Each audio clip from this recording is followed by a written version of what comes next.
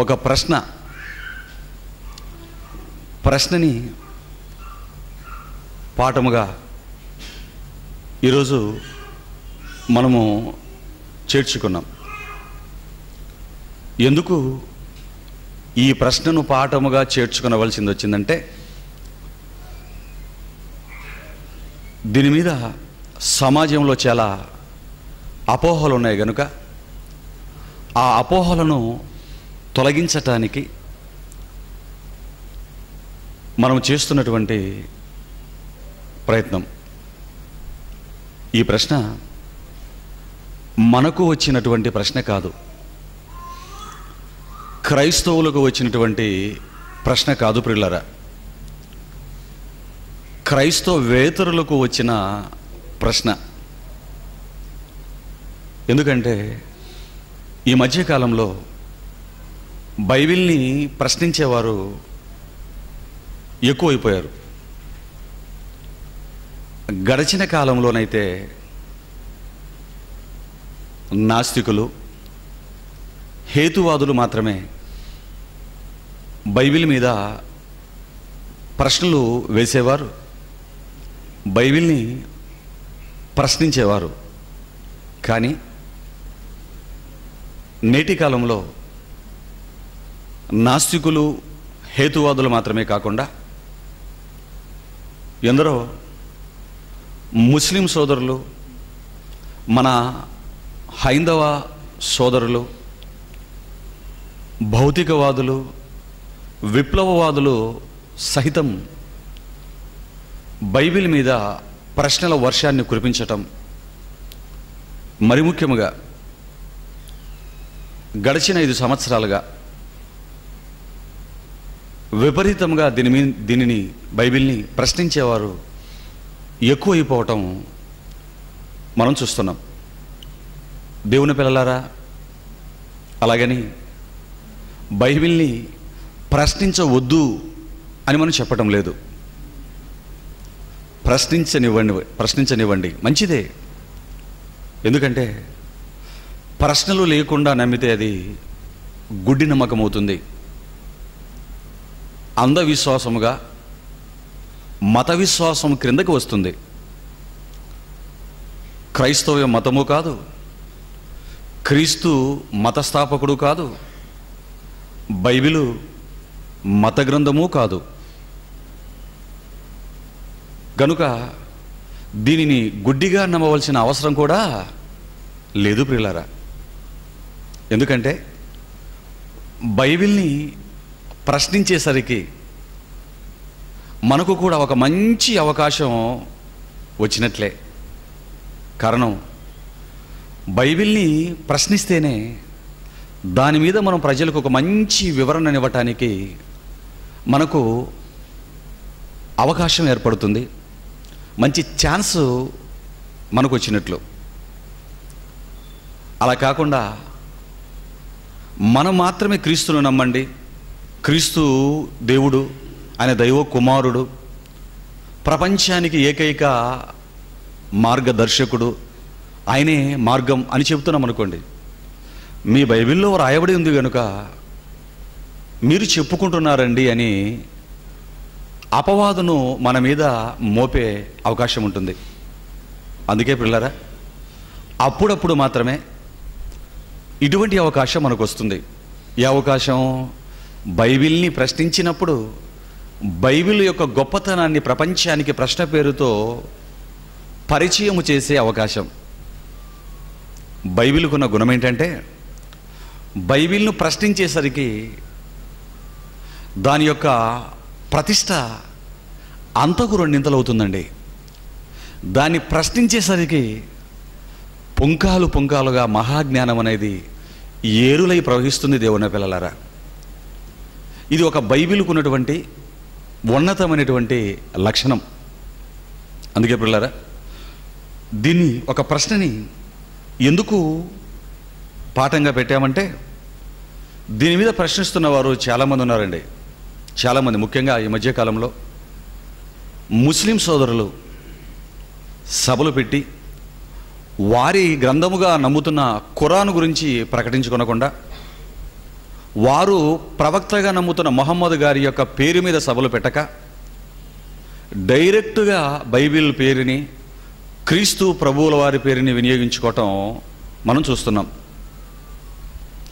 యేసు ఎవరు అని ఒకడు మన టైటిల్ పెట్టాడండి. యుఐఆర్సీకి సంబంధించిన షఫీ అనే వ్యక్తి మీకు తెలుసు. అతనికి మనం వేసిన సవాలు కూడా మీకు తెలుసు. పంపిన లెటర్ గురించి మీకు తెలుసు. గడిచిన కాలంలో సోషల్ మీడియాలో నేను పెట్టాను వాటిని.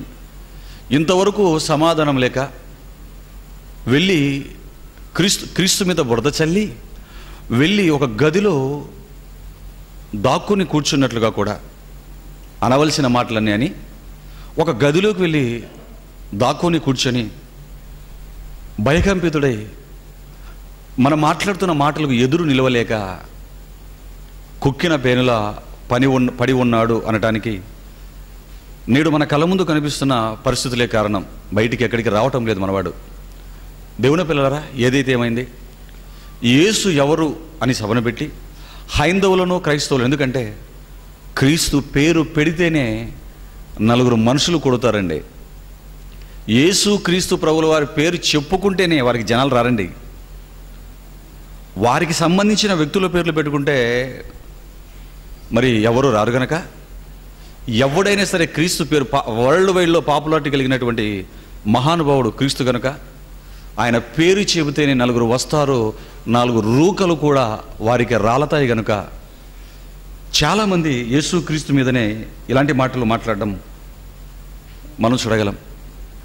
యేసు ఎవరని సభలో పెట్టి ఆయన దేవుడు కాదు, దైవ లక్షణాలు ఆయనలో లేవు, ఆయన ప్రవక్త మాత్రమే అని కన్ఫర్మ్ చేసి చెప్పటం.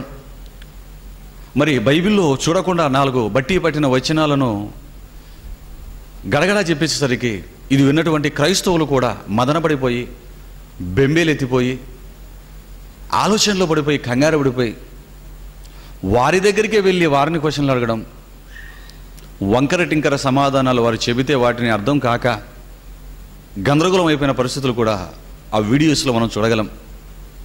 దేవుని పిల్లలారా, మీరు ఆలోచించండి. ఒక క్రైస్తవ ఏసీటీసీ కాలేజీ ప్రిన్సిపల్ని కూడా వారు పిలిపించి సభలో కూర్చునబెట్టి మరి యేసు దేవుడు కాదు అని మాట్లాడడం కూడా మనం విన్నాం. పిల్లరా, సోషల్ మీడియాలో ఉన్నాయి. పెద్ద ఆ ఫ్రాక్, అది దాని ఏదో అంటారు, డేటీ వైట్ కలర్ పాస్టర్లు వేసుకున్నది వేసుకొని హైదరాబాదు ఏసీటీసీ కాలేజీకి సంబంధించిన ఒక ప్రిన్సిపల్గా పాస్టర్లను తయారు చేసే ఆ కళాశాలకు ప్రిన్సిపల్గా హోదాలో ఉంటూ వెళ్ళిపోయి ఏం చెప్పాలో తెలియక వారు మాట్లాడుతున్న మాటలకి దిక్కుతోచక ప్రార్థన చేసి వెనక్కి రావటం కూడా మనం చూసాం పిల్లరా. ఎందుకంటే ఈ మాటలు విని క్రైస్తవులు కూడా కన్ఫ్యూజన్కు గురవుతున్నారు. వాక్యము తెలియని వాడు కన్ఫ్యూజన్కు గురవుతాడేమో కానీ మన బీఆర్ఎం లాంటి సంస్థల దగ్గరికి వచ్చినట్లయితే వాడి తాట తీసి వాడి చేతికి ఇచ్చి మరలా వెనక్కి దొరకకుండా వెళ్ళిపోనైనా బేటా అని పంపించగలుగుతాం పిల్లరా. మీరు ఆలోచించండి. మంచిది, ఏది ఏమైనా క్రీస్తు దేవుడా కాదన్నటువంటి దానిని మరి తెర మీదికి వారు తీసుకొచ్చారు. ఇది సభలో పెట్టి మాట్లాడిన వాడు ఒకడైతే, మరికొందరు సిఎఫ్ఎంఎం అని వారు కానివ్వండి, చాలామంది ఇలాంటి పుట్టగడుగుల్లా పుట్టుకొచ్చినటువంటి ఎన్నో సంస్థలు మాట్లాడితే క్రీస్తు మీద బురద చల్లటం అనేది ఒక అలవాటుగా వారు చేసుకొని సోషల్ మీడియాలో ఎన్నో మాటలు క్రీస్తు దైవత్వం మీద సంధించటం, సోషల్ మీడియాలో వాటిని అప్లోడ్ చేయటం ఈరోజు మనం చూస్తున్నాం. పిల్లరా, ఆలోచిద్దాం దేవుని పిల్లలారా. అందుకే అసలు లేఖనాల వెలుగులో క్రీస్తు దేవుడా కాదా మనం చూద్దాం. ఈలోపు దీనికి ముందు ఒక మాట మీకు చెప్పాలి. ఎందుకంటే క్రీస్తు వారిని ఇన్ని మాటలు అంటున్నప్పుడు క్రైస్తవుల్లో కోట్లకు పడగలెత్తిన వారు ఉన్నారు. బిషప్లుగా, కార్డినల్స్లుగా, మినిస్ట్రీకి అధిపతులుగా, ఎన్నో బైబిల్లో పేరుతో టెంపుల్స్ పెట్టుకొని కోట్ల రూపాయలు వెనకేసుకొని లగ్జరీ లైఫ్లు క్రీస్తు పేరిట అనుభవిస్తున్న వారు కూడా చాలామంది ఉన్నారు. పిల్లారా, నిమ్మకు నీరెత్తినట్లుగా ఉండిపోయారే తప్ప ఎందుకయ్యా క్రీస్తు గురించి మాట్లాడుతున్నావు, నీ ప్రశ్న అదా, ఇదిగో సమాధానం అని చెప్పలేకపోయారు పిల్లలు. ఎందుకంటే వారు చూడకుండా 4 రెఫరెన్స్లు చెప్పేసరికి వీరు కూడా బెంబేలెత్తిపోయారు. పిల్లరా, క్రికెట్ ఆడేవాడిని మనం తీసుకెళ్ళిపోయి టేబుల్ టెన్నిస్ ఆడరా, బాస్కెట్బాల్ ఆడరా అన్నామనుకోండి, వాడు ఆడగలుగుతాడంటారా? క్రికెట్ ఆడేవాడు క్రికెట్ ఆడుకోవాలి, బాస్కెట్బాల్ ఆడేవాడు బాస్కెట్బాల్ ఆడుకోవాలి. క్రికెట్ ఆడేవాడు బాస్కెట్బాల్ జోలికి వచ్చి నేను ఛాంపియన్ అంటే వాడు అవమానంతో నిలబడాలి పిల్లరా. ఓటమిని అంగీకరించి ఇంటికి వెళ్ళిపోతాడు వాడు. జాగ్రత్తగా మీరు వినండి పిల్లరా. ఎందుకంటే వారి ఖురాన్ గ్రంథంలో ఏదో వారు మాట్లాడుకొనకుండా 4 ముక్కలు పట్టుకొని క్రీస్తు మీదకి, బైబిల్ మీదకి రావటం అనేది మంచి పద్ధతి కాదు పిల్లరా. మంచి మాటలు చెప్పుకోవడంలో అభ్యంతరం లేదు, కానీ వచ్చి రాని మాటలు బైబిల్ బొత్తిగా రాదండి వారికి. వారేదో గడగడ 4 రెఫరెన్స్లు కంటతా పట్టి చెప్పేసరికి క్రైస్తవులు కూడా బెంబేలెత్తిపోయి నోట మాట రాక చాలామంది సైలెంట్గా ఉన్నారు పిల్లరా. ఇది క్రైస్తవుడి లక్షణం కాదు పిల్లరా. ఇలా సైలెంట్గా ఉన్నారు అంటే ఈ రోజున క్రైస్తవ్యానికి రోషం లేదు, పౌరుషం లేదు, దేవుడి కోసం ధైర్యంతో నిలబడాలన్నటువంటి ఆలోచన కూడా లేదు పిల్లరా. అలాగని ఏ కన్నతండ్రి అయితే నేను కన్నాడో ఆ దేవుడు రోషం లేనివాడు కాదు, చేతగాని వాడు కాదు. నేను రోషము కలిగిన దేవుణ్ణి అంటాడు, పౌరుషం తెచ్చుకుంటాను అంటాడు. ఆయనకున్న పౌరుషం, ఆయనకున్న రోషం మొదటి శతాబ్ద కాలంలో క్రీస్తులో మనకు కనబడుతుంది, అపోస్తులలో మనకు కనబడుతుంది. మొదటి శతాబ్దపు క్రైస్తవులలో ఇవి కనబడతాయి పిల్లరా. నేటి క్రైస్తవ్యంలో ఇవి కనబడవు. ఎందుకంటే దేవుడు రోషం కలిగిన వాడన్న సంగతి క్రైస్తవ్యానికి బాగా ఎక్కలేదు, మైండ్కు పట్టలేదు, చెప్పేవాడు లేడు గనుక. దేవుడు రోషాన్ని గురించి మనం ఆలోచించినట్లయితే పాత నిబంధన గ్రంథంలో అండి ఎంత రోషం కలిగిన వాడంటే మన తండ్రి. ఫిలిష్తీయులు హోప్ని, ఫినెహాస్, సమూయేలు బాల్యంలో ఏలీ అనేటువంటి వ్యక్తి యాజకుడిగా ఉంటున్నప్పుడు వారి పాపాన్ని బట్టి మందసాన్ని తీసుకెళ్ళిపోయి దాగోను గుడిలో పెట్టేస్తారు.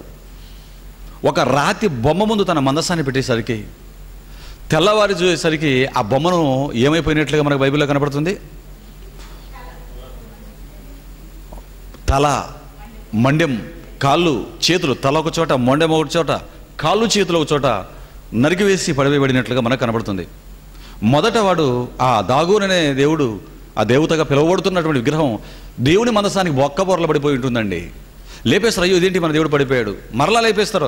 ఆ తర్వాత కాళ్ళు చేతులు ఖండించి పక్కన వేసినట్లుగా మనం చూడగలం. ఏమండి, అది బొమ్మన్న సంగతి దేవుడికి తెలుసు, నీ కన్న తండ్రికి, మన కన్న తండ్రికి. బొమ్మ, రాతి బొమ్మని తెలిసినా కూడా దాన్ని తుత్తినీలుగా చేసేసాడంటే అంటే బొమ్మను కూడా తన ముందు నించోబెట్టడానికి దేవుడు ఒప్పుకోడంటే ఎంత రోషం కలిగిన వాడో, ఎంత పౌరుషం కలిగిన వాడో మీరు ఆలోచించండి దేవుడిన పిల్లలారా. అటువంటి రోషం కలిగినటువంటి దేవుడికి పుట్టిన మనం ఎంత రోషంగా ఉండాలో మీరు ఆలోచించండి. రోషం ఉంటేనే పాపముతో రాజీ పడవు, రోషం ఉంటేనే దేవుడి కార్యక్రమాలను ఉన్నతంగా మనం చేయగలం. దేవుని పిల్లలారా, దేవుడికి రోషం ఉంది కనుకే స్త్రీ పురుష భేదం లేకుండా మనకు రోషాన్ని ఇచ్చాడు. ఆ రోషం ఫైటింగ్లకు ఉపయోగపడకూడదు, కత్తికర్ర పట్టడానికి ఉపయోగపడకూడదు. మరి దేనికి ఉపయోగపడాలి? నీకు రోషాన్ని ఇచ్చిన దేవుడు, పౌరుషాన్ని ఇచ్చిన దేవుడు దేనికి దాన్ని ఉపయోగించాలో నీకు పెట్టినటువంటి ఆ పోరాటం ఏంటో చెబుతున్నాడు దేవుని పిల్లలారా. ఎందుకంటే ఇలాంటి వారు బైబిల్ మీద ప్రశ్నిస్తున్నప్పుడు మీరు సైలెంట్ అయిపోండి నాయనని ఎక్కడ చెప్పలేదు బైబిల్లో. మరేం చెప్పాడు? అపోస్తలుడైన పేతురు గారు మొదటి శతాబ్ద కాలంలో మహాజ్ఞానాన్ని ప్రకటిస్తున్న వ్యక్తిగా సంఘానికి ఏమని రాస్తున్నాడో చూడండి పిల్లలారా. పేతురు గారు రాసిన మొదటి పత్రిక 2వ అధ్యాయం 15వ వచనాన్ని చూడండి. అపోస్తలుడైన పేతురు గారు రాసిన మొదటి పత్రిక 2వ అధ్యాయం 15వ వచనంలో ఏమని చెబుతాడంటే, ఏలయనగా మీరిట్లు యుక్త ప్రవర్తన గలవారై ఉండి. ఎవరికి? మీరు అంటే ఎవరు? క్రైస్తవులకు ఈ పత్రికను రాస్తున్నాడు. అన్య దేశముల యందు చెదరిపోయిన వారికి, మీరు మొదటి వచనాన్ని చూడగలిగితే, అన్య దేశముల యందు చెదరిపోయిన సహోదరులకు శుభమని చెప్పి పేతురుని నేను రాయటం ఏమనగా అంటాడు. అంటే మేము మీ దగ్గర లేము, అపోస్తలుగా ఈ 12 మందిగా మేము మీ దగ్గర లేము, మీరు అన్య దేశంలో యందు క్రైస్తవ బిడ్డలుగా చెదరిపోయారు.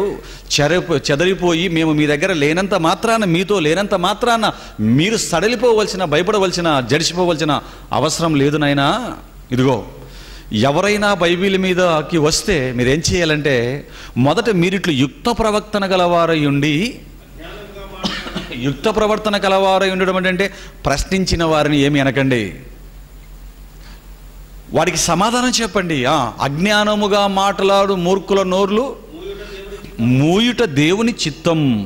ఎవడైనా బైబిల్ జ్ఞానానికి అడ్డముగా వచ్చి మీరు చెబుతున్న వాటికి అడ్డు తగిలి బైబిల్లో లేనిది, బైబిల్ జ్ఞానము కానిది, బైబిల్కు వ్యతిరేకమైనటువంటి అజ్ఞానపు మాటలు ఎవడైనా మాట్లాడుతున్నట్లయితే, రోషం కలిగిన తండ్రికి పుట్టిన మీరు, రోషం కలిగినటువంటి క్రైస్తవ బిడ్డలుగా ఒంటరిగా ఉన్న పర్వాలేదు, వాడి నోర్లు మీరు మోయించండి, ఇది దేవుని చిత్తం అన్నాడు.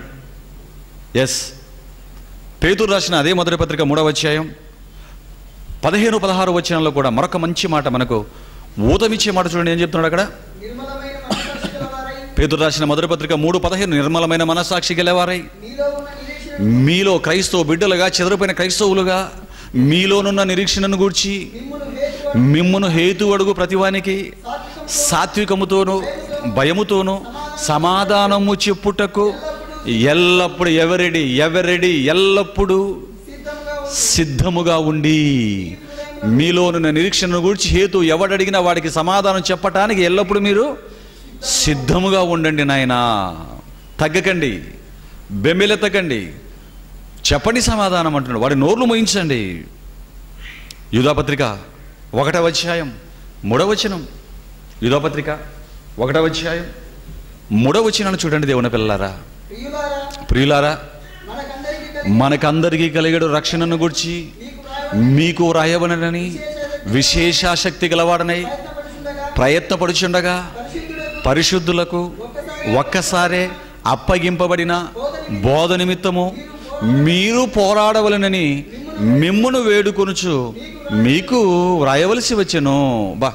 పరిశుద్ధులకు ఒక్కసారి అప్పగింపబడిన బోధ నిమిత్తము మీరేం చేయాలి? పోరాడండి. ఎలా రేపుతున్నాడో చూడండి పిల్లల దేవుడు మనల్ని. పరిశుద్ధులకు ఒక్కసారి అప్పగింపబడిన బోధ నిమిత్తం మీరు పోరాడండి, లెగండి. నిద్రించుచున్న నీవు మృతుల్లోంచి లే, పౌలు గారు రాస్తుంటాడు ఎఫెసీ పత్రికలో.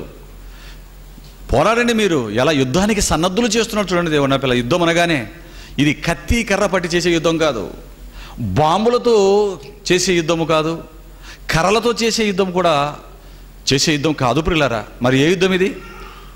దేవుని వాక్యం అనే ఖడ్గముతో చేసే యుద్ధం.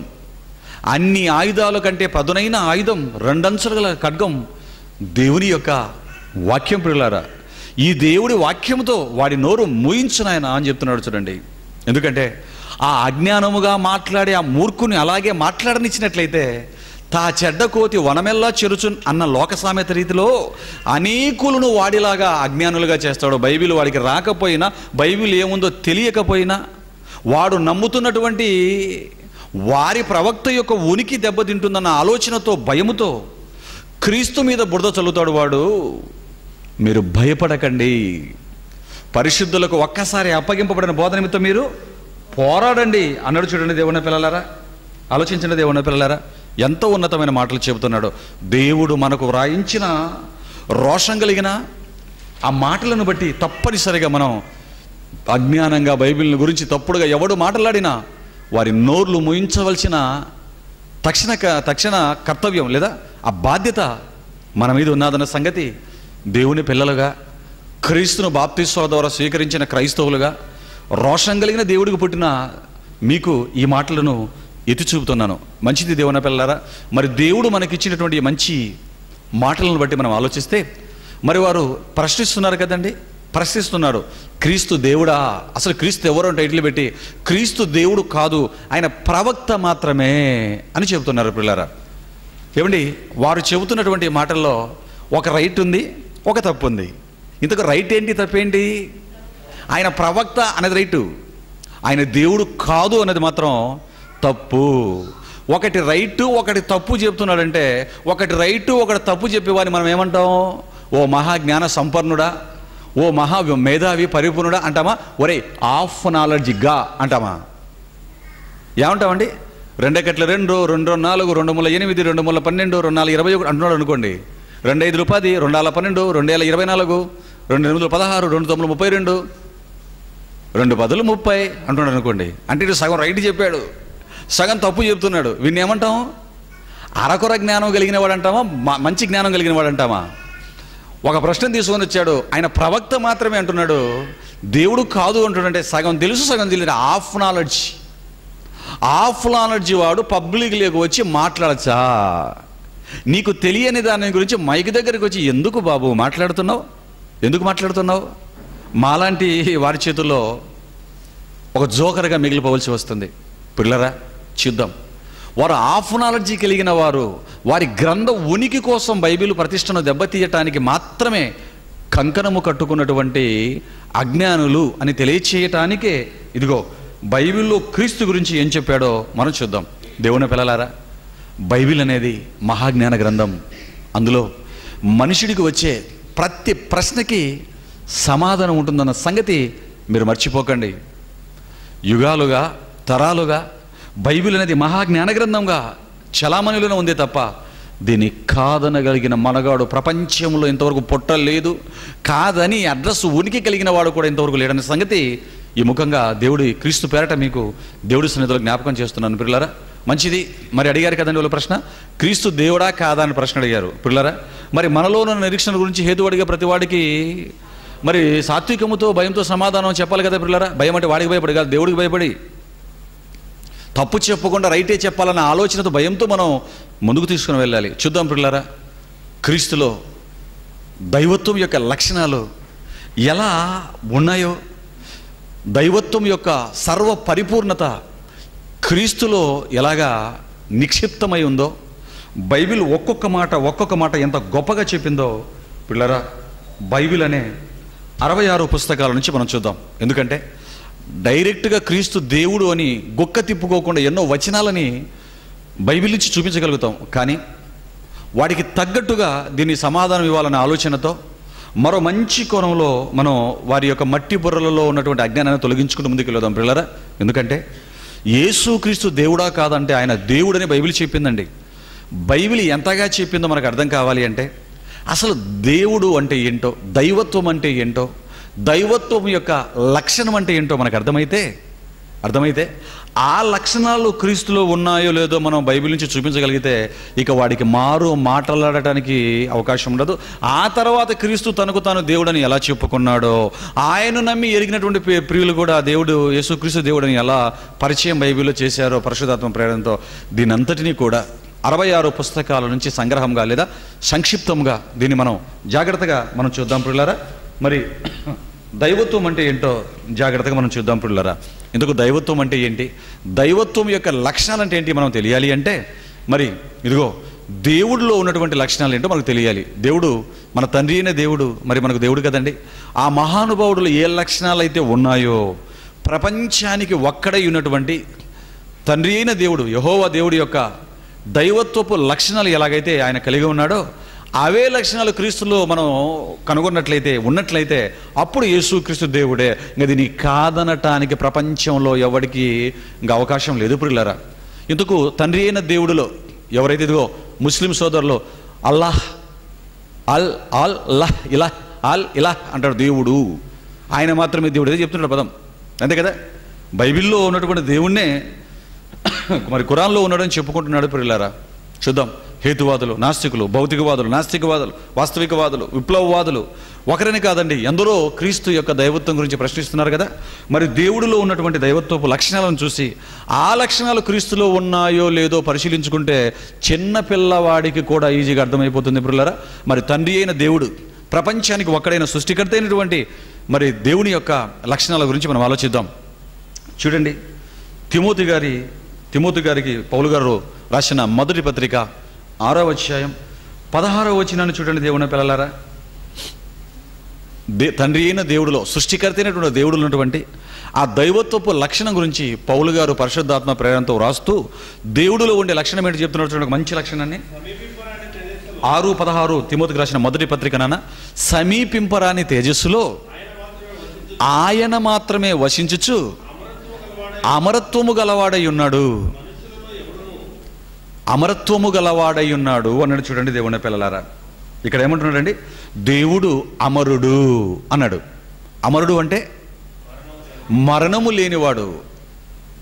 మరణుడు అంటే మరణించేవాడు, అమరుడు అంటే మరణము లేనివాడు, అంటే ఎప్పుడూ ఉండేవాడు, ముగింపు లేనివాడు, శాశ్వతుడు, కాలానికి కూడా అతీతుడు.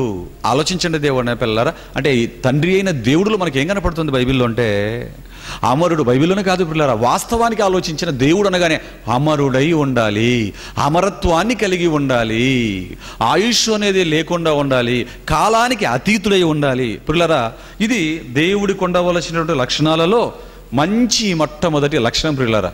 అది చెప్తున్నాడు పౌలు గారు. ఇదిగో ఆయన అమరత్వము గలవాడై ఉన్నాడు. ఇది తండ్రి అయినటువంటి దేవుడిలో మనకు కనబడుతోంది పిల్లలారా. మరి క్రీస్తులో కూడా ఈ లక్షణం మనకి కనబడుతుందా లేదా జాగ్రత్తగా మనం ఇప్పుడు బైబిల్ నుంచి తెలుసుకోవాలి పిల్లలారా. మరి క్రీస్తులో ఈ అమరత్వం అనేది మనకు కనబడుతుందా అని జాగ్రత్తగా ఆలోచిస్తే ప్రస్ఫుటంగా యేసు క్రీస్తు వారిలో ఈ అమరత్వం అనేది మనకు కనబడుతుంది పిల్లలారా. అమరత్వం అనేది కనబడుతుంది. ఎందుకంటే శరీరముతో వచ్చాడు కాబట్టి ఆయన ఇక్కడ మరణించాడే తప్ప వాస్తవానికి తండ్రి అయిన దేవుడు ఆత్మ, యేసు క్రీస్తు ప్రభుల వారు కూడా ఆత్మే.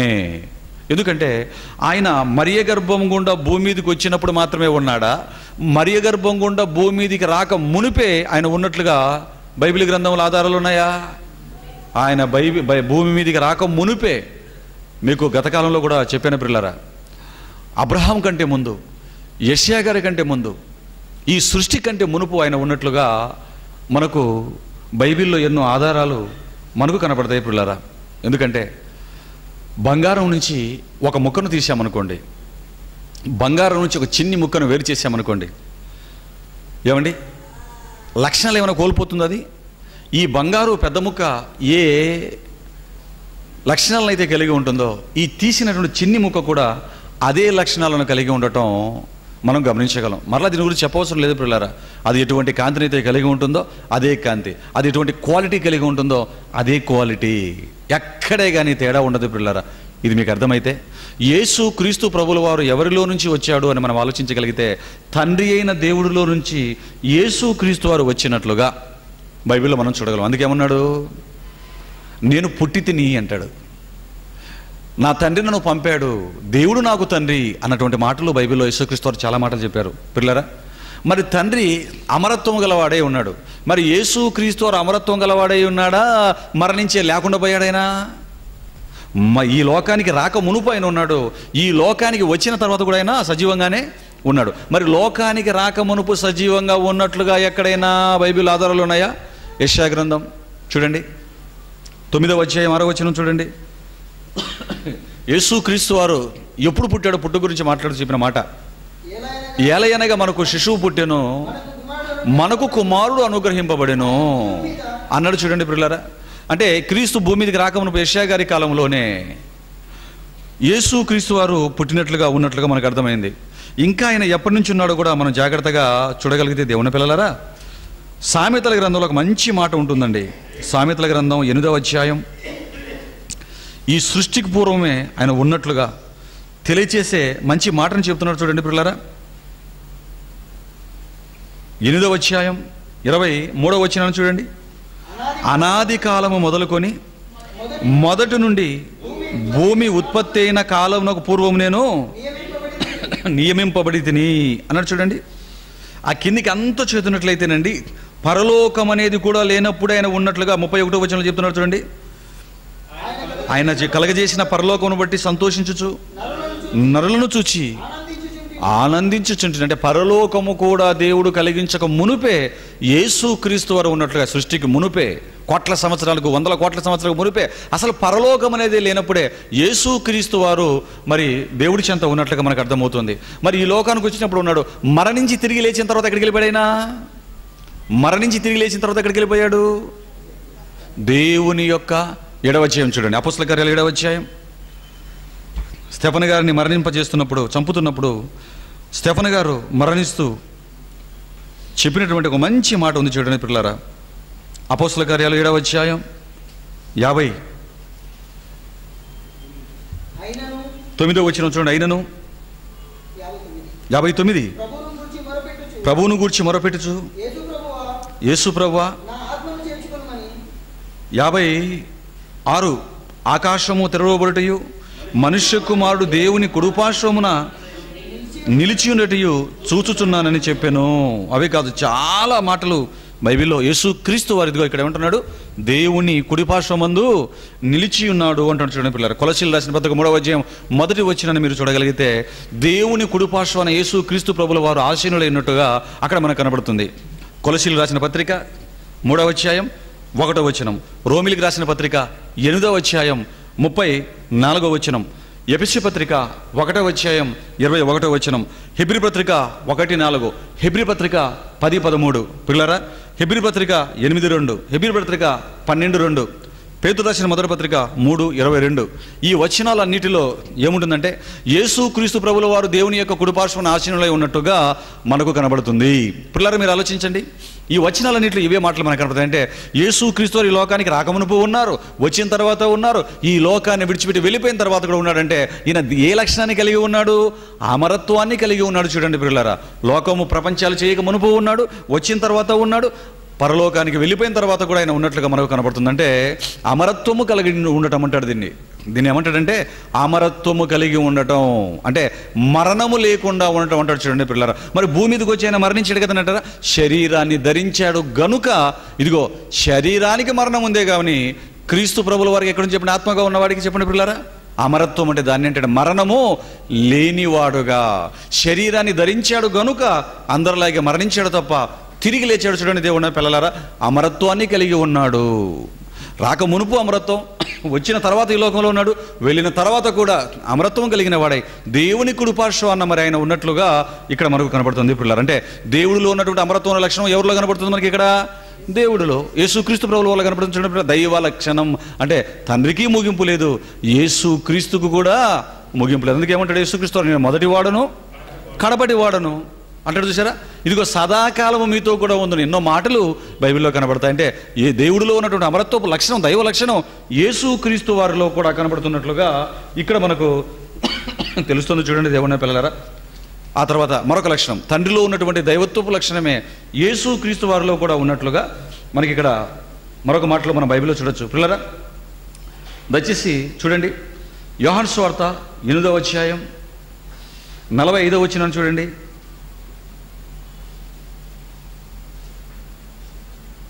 యోహాను సువార్త 8వ అధ్యాయం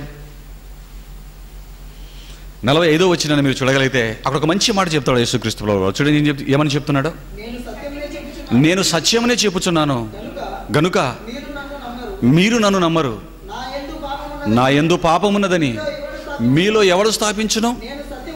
ఆలోచించండి, ఎందుకు ఈ మాట చదివించాను అంటే క్రీస్తులో పాపం అనేదే లేనట్లుగా ఇక్కడ మనకు కనబడుతుంది. ఏమండి, తండ్రిలో ఉన్నటువంటి లక్షణాలు ఇదొక లక్షణం. ఇందుకు తండ్రికి ఏ లక్షణం ఉంది? తండ్రికి ఏ లక్షణం ఉంది? పేతురు రాసిన మొదటి పత్రిక, అపోస్తలుడైన పేతురు గారు రాసిన మొదటి పత్రిక 1వ అధ్యాయం 14వ వచనాన్ని మీరు చూసినట్లయితే అక్కడ ఏమంటాడంటే నేను పరిశుద్ధులను గనుక మీరును పరిశుద్ధులై ఉండండి అంటాడండి అక్కడ. చూడండి పేతురు రాసిన మొదటి పత్రిక, నేను పరిశుద్ధులనే ఉన్నాను గనుక మీరును పరిశుద్ధులై ఉండుడని వ్రాయబడి ఉన్నది. లేవికాండం ఎక్కడ రాయబడింది? ఇది ఎక్కడ రాయబడింది? లేవికాండం 11వ అధ్యాయం 44వ వచనాన్ని మీరు చూడగలిగితే పిల్లరా, దేవుడు పరిశుద్ధులై ఉన్నాడు కనుక మనల్ని కూడా పరిశుద్ధులుగా ఉండమని చెప్తున్నట్లుగా అక్కడ కనపడుతుంది. చూడండి లేవికాండం 11వ అధ్యాయం 44వ వచనం, లేవికాండం 11వ అధ్యాయం 44వ వచనం చూడండి. దాని కళేబరములు ఎవరు? 11:44, నేను మీ దేవుడైన యెహోవాను, నేను పరిశుద్ధుడను కనుక మీరును పరిశుద్ధులై ఉండునట్లు. చూసారా దేవుని పిల్లలారా, అంటే దేవుడిలో మనకు కనబడుతున్నటువంటి దైవత్వపు లక్షణం ఏంటంటే అసలు దేవుడికి ఉన్నటువంటి లక్షణం ఏంటంటే ఆయన పరిశుద్ధుడు పిల్లలారా. ఆయన పరిశుద్ధుడు, పవిత్రుడు, పరమ పవిత్రుడు అని చెప్పాలి పిల్లలారా. ఏమండి, అంటే దేవుడు పరిశుద్ధుడు, పరమ పవిత్రుడు మనకు అర్థమవుతుంది. మరి యేసు క్రీస్తు వారిలో ఈ లక్షణం ఉందా అండి? ఆయన ముందే చెప్తున్నాడు 10:45లో ఏమన్నాడు, నాలో పాపం ఉన్నదని మీలో ఎవడు స్థాపింపగలడు? దీన్ని ఏమంటారు? సవాల్ అంటారు దీన్ని. నాలో పాపం ఉన్నదని ఎవడైనా స్థాపింపగలని సవాల్ వేయాలంటే ఎన్ని గట్స్ ఉండాలో మీరు ఆలోచించండి దేవుని పిల్లలారా. అంటే యేసు క్రీస్తు వారిలో ఆయనతో ఉన్నటువంటి ఆ కాలం వారే పాపం ఉన్నదన్న సంగతి కనిపెట్టలేక ఆయన వేసిన సవాలుకు నిలబడలేక కుక్కిన పేనులా పడి ఉండిపోవటం, సైలెంట్గా పక్కకి వెళ్ళిపోవటం మనం చూడగలం. అంటే తండ్రి పరిశుద్ధుడు. అదే లక్షణం ఎవరిలో కనబడుతుంది మనకి? క్రీస్తు ప్రభుల వారిలో కనబడుతుంది. ఆయన అమరుడు, క్రీస్తు అమరుడు. ఇదిగో తండ్రి పరిశుద్ధుడు. అదే పరిశుద్ధుడు ఎవరిలో కనబడుతుంది మనకి? ఇక్కడ యేసు క్రీస్తు ప్రభుల వారిలో కనబడుతుంది. చూడండి దేవుని పిల్లల, దేవుని వారలారా, మరొక మంచి మాట చూడండి. దేవుడు అనగానే ఆయనకున్న లక్షణాల్లో మరొక లక్షణం ఏంటంటే ఆయన ఇచ్చేవాడు తప్ప, అందరికీ ధారాళంగా దయచేసేవాడు తప్ప దేనిని తీసుకునేవాడు కాదు. ఇది దైవత్వపు లక్షణం. అపోస్తల కార్యాలు 17వ అధ్యాయం 25వ వచనాన్ని చూడండి. అపోస్తల కార్యాలు 17వ అధ్యాయం 25వ వచనాన్ని మీరు చూడగలిగితే దేవుడికి ఉన్నటువంటి దైవత్వపు లక్షణం ఒకటి చెప్తున్నాడు. ఆయన అందరికీ జీవమును ఊపిరిని సమస్తమును దయచేయువాడు గనుక ఆయనకేదైనను తనకేదైనను కొదవై ఉన్నట్లు మనుషుల చేతులతో సేవింపబడేవాడు కాడు. అంటే ఆయన అందరికీ అన్నిటిని ధారాళంగా దయచేయవాడు అన్నాడు. తనకేదో కొదవై ఉన్నట్లు మనుషుల చేత సేవింపబడేవాడు కాడు. అంటే దేనిని కోరుకోడు, ఏది ఇచ్చినా తీసుకున్నాడు, దేన్ని పట్టించుకున్నాడు అన్నాడు. మరి ఈ లక్షణం క్రీస్తులో మనకు కనబడుతుందండి. యేసు క్రీస్తు వారిని బైబిల్లో ఆయన బ్రతుకును, ఆయన జీవిత విధానాన్ని మీరు చూడగలిగితే ఏ రోజు ఎవరిని ఏది అడగలేదండి. ఆయన ఏ రోజు నాకు బట్టలు ఇవ్వండి, నాకు అది ఇవ్వండి, నాకు ఆహారం ఇవ్వండి, నాకు డబ్బులు ఇవ్వండి, ఏ రోజు అడగలేదండి. ఎవరిని ఏది యాచించలేదు దేవుడు. నా పిల్లలారా, ఆయనే ఇంకా గుడ్డి వాళ్లకు కళ్ళు ఇచ్చాడు, కుంటి వాళ్లకు కాళ్ళు ఇచ్చాడు, మరణించిన వారికి ఊపిరినిచ్చాడు, తిరిగి లేపగలిగాడు. ఇది కూడా తండ్రిలో ఉన్న లక్షణం. మరణించిన వారిని లేపగలిగినటువంటి శక్తి ఎవరికి ఉంటుంది? దేవుడికి మాత్రమే ఉంటుంది. మృతులను సజీవులుగా చేసే లక్షణం దేవుడికి ఉంటుంది. పిల్లలారా, ఈ లక్షణం క్రీస్తు ప్రభుల వారిలో ఉందా లేదా? ఉంది పిల్లలారా. మృతును సైతం కేకేస్తే లాజరు బయటికి రా, మరణించిన కొన్ని దినాల తర్వాత వచ్చిన మా యేసుక్రీస్తు రానైనా బయటికి అనగానే లాజరు లేచి వచ్చాడు. చూడండి దేవుని పిల్లలారా, యాయిరు కుమార్తెను తలితాకుమి చిన్నదాన లే, దిగ్గులు లెగిచిపోయింది. విధవరాని కుమారుడు పాడిని ముట్టగానే లేచి వెళ్ళిపోతున్నాడు. ఎంతమంది చెప్పండి దేవుని పిల్లలారా. దేవుడికి మరణించిన వారిని పునరుత్థానాలుగా ఎలాగైతే లేపే లక్షణం దేవుడిలో ఉందో అదే లక్షణం క్రీస్తు ప్రభుల వారిలో కూడా ఉన్నట్లుగా మనం చూడగలం. అమరత్వం గలవాడై ఉన్నాడు, పాపం లేనివాడుగా ఉన్నాడు. దేనిని దేవుడు అడగడు, దేన్ని తీసుకోడు. యేసు క్రీస్తు దేనిని అడగకుండా తీసుకోకుండానే ఉన్నతమైన జీవితాన్ని జీవించినట్లుగానండి. రాజును చెయ్యాలనుకుని కిరీటం తీసుకుని వచ్చారండి ఆయనకి తల మీద పెట్టడానికి. తృణీకరించి వెళ్ళిపోయి నాకెందుకు రాజ్యం వెళ్ళిపోయాడు. చూడండి దేవుడు నా పిల్లరా, దైవ లక్షణం క్రీస్తులో మాత్రమే మనకు కనబడుతుందో చూడండి పిల్లారా. దైవ లక్షణం. దేవుడు మృతులను సజీవులుగా చేయగలిగినటువంటి శక్తి కలిగిన వాడు. మరణించిన వారిని తిరిగి మృత్యుంజయులుగా, మృతులను మరణాన్ని గెలిపించి లేపించినట్లుగా ఇక్కడ మనం చూడగలుగుతున్నాం. పిల్లారా, మీరు ఆలోచించండి. ఒకవేళ అంతకు మునుపు యెషయా గారు లేపారండి, ఆ తర్వాత అపోస్తులు కూడా ఇది చేశారని ఒకవేళ మీరు అంటారా? ఎవరి నామంలో చేశారు? యేసునామంలోనే. అంటే ఆయన చేయడం గొప్ప కాకపోవచ్చు దేవుని పిల్లలారా. ఎందుకంటే ఆల్రెడీ దైవలక్షణాలు కలిగి ఉన్నాడు కనుక ఆయన పేరు చెప్పుకొని మరొకడు లేపుతున్నాడు. అంటే మరొక వ్యక్తి మట్టి మనిషి క్రీస్తు పేరు చెప్పుకొని లేపుతున్నాడంటే అది దైవత్వ లక్షణమో కాదో మీరు ఆలోచించండి పిల్లలారా. మీరు ఆలోచించండి, జాగ్రత్తగా ఆలోచించాలి పిల్లలారా. మంచిదండి. ఇకపోతే మరొక లక్షణం చూడండి పిల్లలారా. రోమిలికి రాసిన పత్రిక 1వ అధ్యాయం 19వ వచనం. రోమిలికి రాసిన పత్రిక 1వ అధ్యాయం 19వ వచనంలో ఒక చక్కటి మాట ఉంది. ఎందుకనగా దేవుని గురించి తెలియశక్యమైనదేదో అది వారి మధ్య విషదమై ఉన్నది, దేవుడు అది వారికి విషదపరచెను, ఆయన అదృశ్య లక్షణములు అన్నాడు. ఆయన అదృశ్య లక్షణములు అన్నాడు. చూడండి దేవుని పిల్లరా, అంటే దేవుడికి ఏ లక్షణం ఉంది? అదృశ్య లక్షణం ఉంది. దేవుడికి అదృశ్య లక్షణం ఉంది. క్రీస్తుకు అదృశ్య లక్షణం ఉందా లేదా? కొలస్సీలకు రాసిన పత్రిక 1వ అధ్యాయం 15వ వచనం. కొలస్సీ పత్రిక 1వ అధ్యాయం 15వ వచనాన్ని చూడండి దేవుని పిల్లలారా. దేవుడు అదృశ్య స్వరూపి. ఆయన అదృశ్య దేవుని స్వరూపి అయి సర్వ సృష్టికి ఆది సంభూతుడు అయి ఉన్నాడు అన్నాడు. చూడండి దేవుని పిల్లలారా. అంటే దేవుడు అదృశ్యుడు. క్రీస్తుడు ఎవరండి? అదృశ్యుడు. అంటే ఆయన దేవుని అదృశ్య స్వరూపి అయి, అంటే క్రీస్తు కూడా దేవుడి యొక్క అదృశ్య స్వరూపి. మరి కనిపించాడు కదండి అంటారా? ప్రపంచం చూసింది క్రీస్తునా, క్రీస్తు ధరించుకున్న శరీరాన్న? క్రీస్తు ధరించిన శరీరాన్ని చూసిందే తప్ప క్రీస్తుని ఎవరు చూశారు? ఆలోచించండి దేవుని పిల్లలారా, ఆలోచించండి. నేను అంటే ఎవరు? ఆత్మ. దేవుడు అదృశ్య స్వరూపి. క్రీస్తు కూడా ఏ స్వరూపం చెప్తుంది బైబిల్? ఏమంటే బైబిల్లోంచి చూపిస్తున్నాను, సొంత మాటలు ఏమని చెప్తున్నాను, మీరు ఆలోచించాలి పిల్లలారా. ఆయన అదృశ్య దేవుని స్వరూపి. క్రీస్తు తండ్రి అదృశ్యుడు, దైవత్వపు లక్షణం.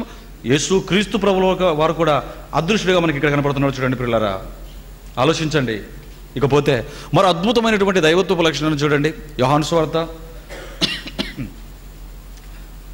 క్షమించండి పిల్లరా, కొరింథీయులకు రాసిన 2వ పత్రిక 6వ అధ్యాయం 18వ వచనాన్ని చూడండి. దేవుడు మనుషుల్లోకి వచ్చి నివసించే లక్షణాన్ని కలిగి ఉన్నాడండి. కొరింథీయులకు రాసిన 2వ పత్రిక 6వ అధ్యాయం 18వ వచనాన్ని మీరు చూడగలిగితే,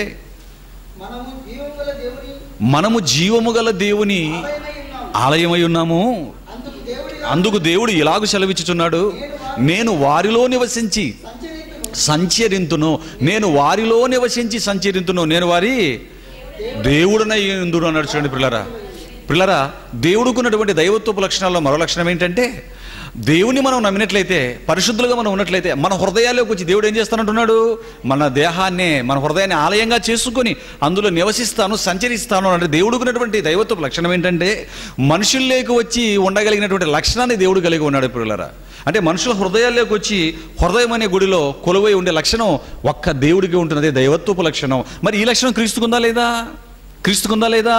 యోహాను సువార్త 14వ అధ్యాయం 23వ వచనం చూడండి పిల్లరా.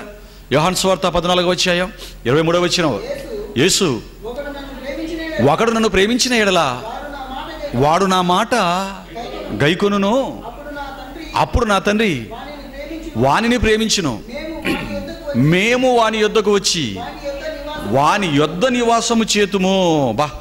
ఎక్కడికి వచ్చి నివాసం చేస్తారంటే పిల్లరా, నా తండ్రి నేను కూడా వాని యొద్దకు వచ్చి వాని యొద్ద నివాసం చేతును, వానిలోకి వచ్చేస్తాం, మేము వానిలో నివాసం చేస్తాము అంటాడు. చూడండి దేవుని పిల్లరా, మనిషిలోకి వచ్చే దైవత్వపు లక్షణం తండ్రికి మాత్రమే ఉంది. అదే లక్షణం ఎవరిలో కనబడుతుంది? ఇక్కడ మనకి యేసు క్రీస్తు ప్రభుల వారిలో కూడా కనబడుతుంది. ఆయన అందుకే ప్రకటన గ్రంథం 3:24 ఏమన్నాడు, ఇదిగో నేను తలుపు యొద్ద నిల్చుని తట్టుచున్నాను, ఎవడైనను నా స్వరం విని తలుపు తీసిన ఎడల నేను చూడండి, చదవని ఎంత బాగుంది అక్కడ. ఇదిగో నేను తలుపు వద్ద నిలిచి తట్టుచున్నాను. ఏ తలుపు ఇది? నీ ఇంటి తలుపు కాదు, చెక్క తలుపు కాదు ఇది, లేకపోతే రేకు తలుపు కాదు, ఇనుము తలుపు కాదు, ఇదేంటిది? హృదయం అనే తలుపు తట్టుచున్నాడు. ఇదిగో నేను తలుపు వద్ద నిలిచి తట్టుచున్నాను, ఎవడైనను నా స్వరము విని తలుపు తీసిన ఎడల నేను అతని యొద్దకు వచ్చి అతనితో నేనును, నాతో కూడా అతడును భోజనం చేయదము. ఎక్కడ భోజనం చేస్తారు? హృదయంలోకి వచ్చేస్తాడు. హృదయంలో తలుపు తీసినట్లయితే తండ్రికి హృదయంలోకి వచ్చే లక్షణం, నివసించే లక్షణం ఉంది. యేసు క్రీస్తు ప్రభుల వారికి కూడా హృదయంలోకి వచ్చి నివసించే లక్షణం ప్రస్ఫుటంగా ఉన్నట్లుగా లేఖనాలు సెలవిస్తున్నాయి. చెప్పాలి, ప్రశ్న వేసిన వాడు చెబుతున్న ఈ ప్రశ్నలన్నిటికీ సమాధానం చెప్పాలి. గాలి మాట్లాడటం కాదు, ఇష్టం వచ్చేట్టుగా బైబిల్ మీద దుమ్మెత్తిపోయటం కాదు. ప్రియులారా, మరొక లక్షణాన్ని చూడండి. మరొక లక్షణం, మరి దేవుడి గురించి మనం బైబిల్ ఆలోచించినట్లయితే తండ్రి అయిన దేవుడి గురించి వ్రాయబడిన మాటలేంటి? ఆయన స్తోత్రార్హుడు అనే మాటలు బైబిల్లో కనబడతాయి. స్తోత్రాలకు అర్హుడు అని ఎవరి గురించి వ్రాయబడతాయండి బైబిల్లో? తండ్రి అయినటువంటి దేవుడి గురించే మనకు బైబిల్లో కనబడతాయి. పిల్లలారా, ఆల్రెడీ మీకు తెలుసు కాబట్టి వాటి గురించి నేను చాలా వచనాలు ఉన్నాయి కదా బైబిల్లో. ఆయన నిరంతరము స్తోత్రార్హుడై ఉన్నాడు అంటాడు. చూడండి, చూద్దామా ఆ మాట కూడా. రోమిలికి రాసిన పత్రిక, పౌలు రోమిలికి రాసిన పత్రిక 1వ అధ్యాయం 25వ వచనం చూడండి పిల్లలారా. రోమిలికి రాసిన పత్రిక 1:25, అట్టివారు దేవుని సత్యమును అసత్యమునకు మార్చి సృష్టికర్తకు ప్రతిగా సృష్టమును పూజించి సేవించిరి, యుగముల వరకు ఆయన స్తోత్రార్హుడై ఉన్నాడు. ఆమేన్. అంటే యుగముల వరకు, అంటే ఎల్లప్పుడూ స్తోత్రార్హుడు ఎవడు అని మనం బైబిల్లో చూస్తే తండ్రి అయిన దేవుడు అని మనకు అర్థమవుతుంది పిల్లారా. అంటే స్తోత్రాలకు అర్హుడెవరు? దేవుడు మాత్రమే స్తోత్రాలకు అర్హుడు.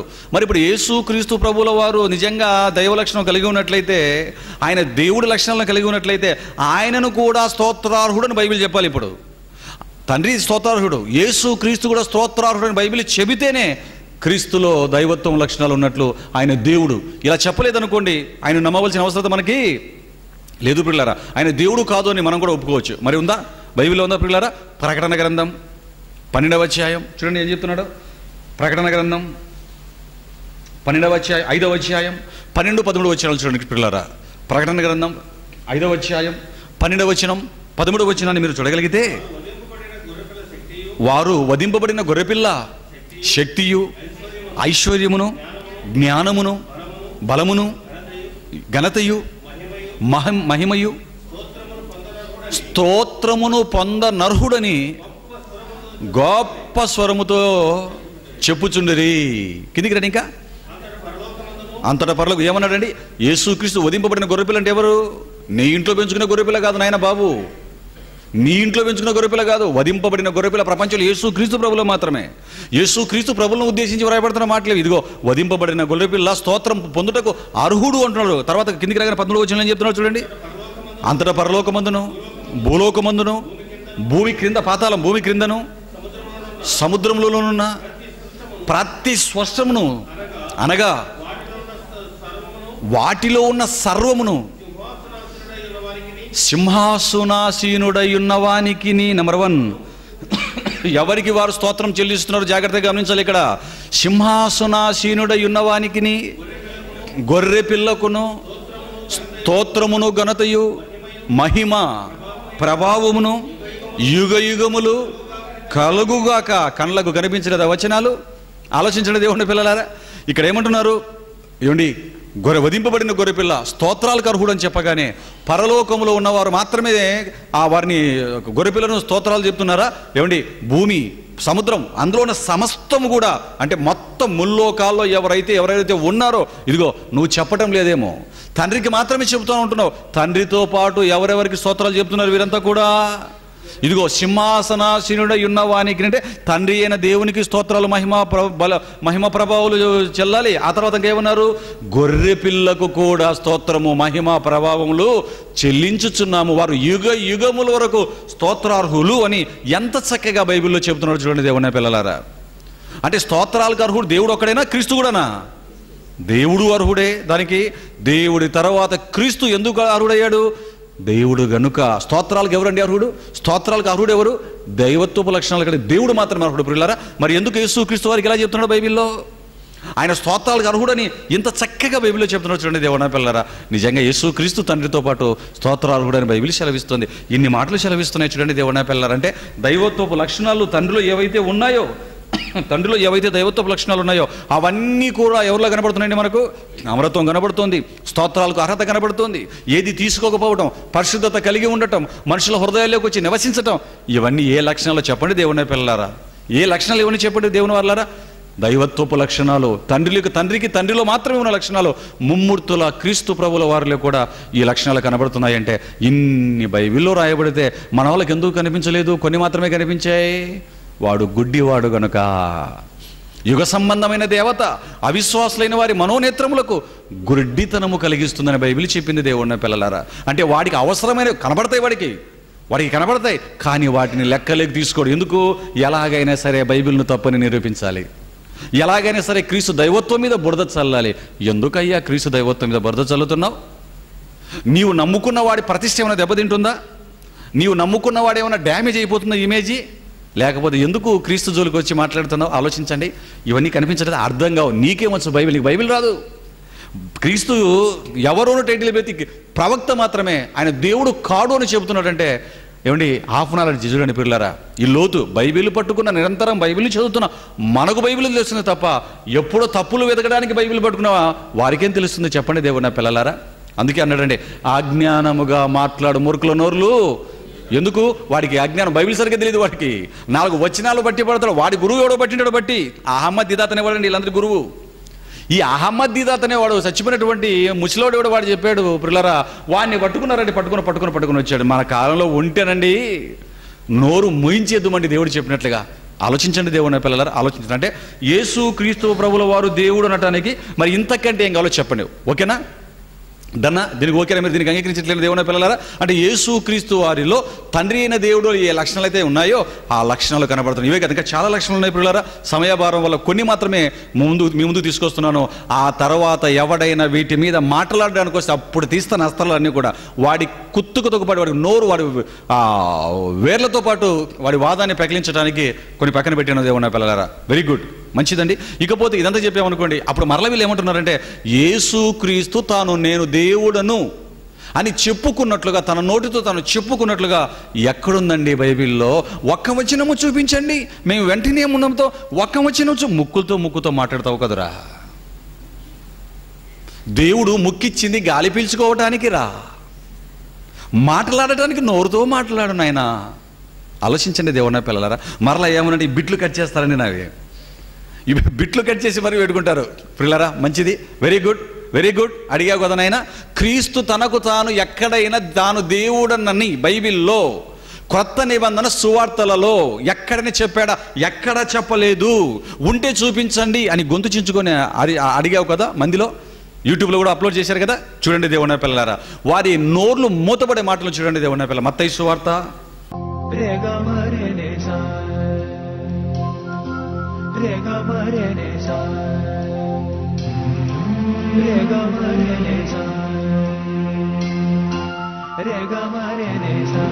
Sa